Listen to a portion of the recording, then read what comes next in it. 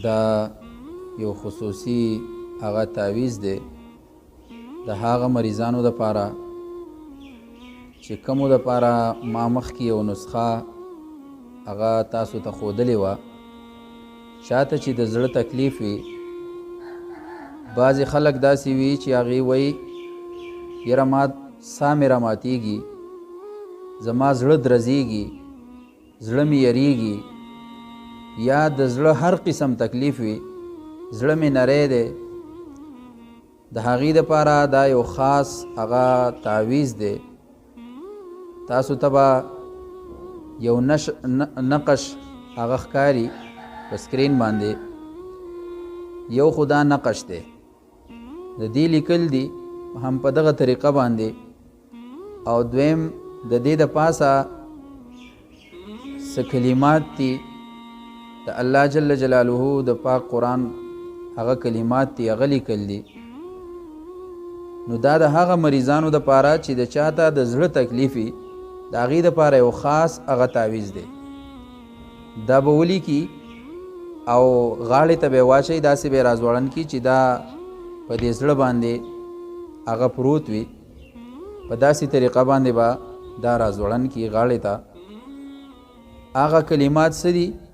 کلمات دا دي: بسم الله الرحمن الرحیم، لا اله الا الله محمد رسول الله، الذين آمنوا وتطمئن قلوبهم بذكر الله، الا بذكر الله تطمئن القلوب. دا کلمات چې دي دا به ولیکي. چې دا یې ولیکل، د دې لاندې چې دا کومه نقش تاسو ته ښکاري دا به جوړ کړي.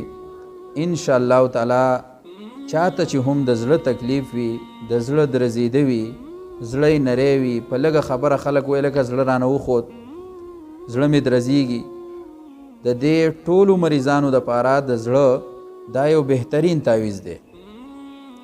اول به ولیکي بسم الله الرحمن الرحیم، لا اله الا الله محمد رسول الله، الذين آمنوا وتطمئن قلوبهم بذكر الله، الا بذكر الله تطمئن القلوب. بیا به دا نقش هغه جوړ کی په دغه طریقه باندې. نو دا یو بهترین هغه تعویض دی ستاسو دپاره.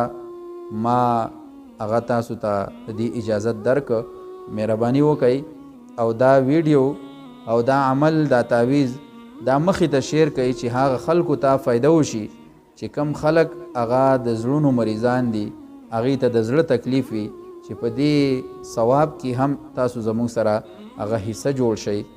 هغه مریضان چې هغه د زړه مریضان دي، هغه روحاني او جسمانی بیماریانې دي، هغې زموږ سره زما سره پرسنل هغه رابطه هم کولی شي، زما کلینیک ته هم راتللی شي. انشاءالله ستاسو تسلی بخش هغه علاج به مونږ کوشش کوو. الله دې ټولو مریضانو له شفای کامله عاجله مستمره ورکړي.